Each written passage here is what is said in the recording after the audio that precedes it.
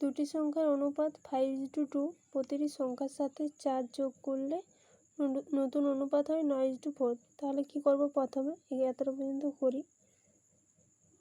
তাহলে এটা 5x আর 2x ধরবো। 5x বাই 2x, 4 যোগ করতে বলেছে প্রতিটি সংখ্যার সাথে।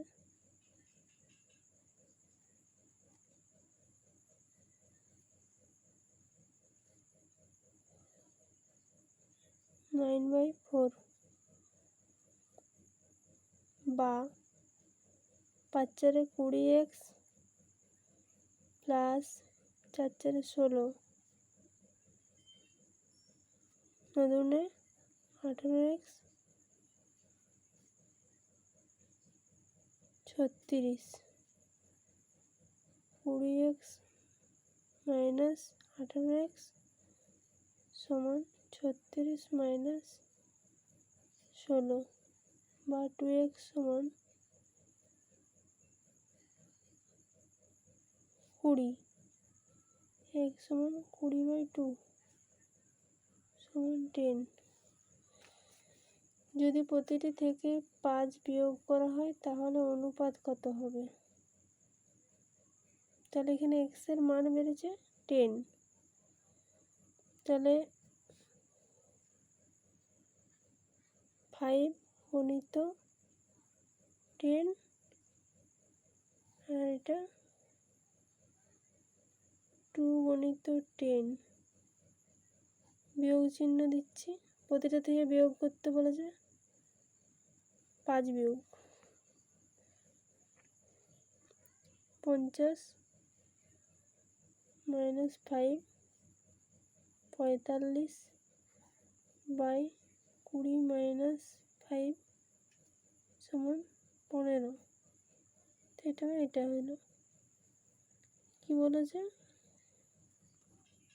তাহলে 5 9 45, 5 3 15 আর কাটবে 3 3 9, 3 1 3, 3:1। বলছে একটি পাত্রে দুধ ও জলের অনুপাত 2:3। 3 লিটার জল যোগ করে অনুপাত হয় 5:7। তাহলে কি করব? দুধ হচ্ছে 2x, জল হচ্ছে 3x। 3 লিটার জল যোগ করতে, এইটা হচ্ছে জল, তাই এটা জল যোগ করলাম, সমান কত হচ্ছে 5:7।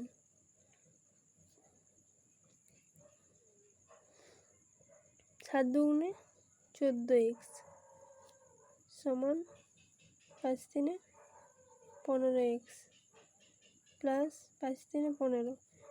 এটা আমি এদিকে নিয়ে চলে আসছি। 15x প্লাস 15 সমান 14x। এক লাইন বাড়িয়ে দিলাম, বা 15x মাইনাস 14x সমান মাইনাস 15 বা x সমান মাইনাস 15।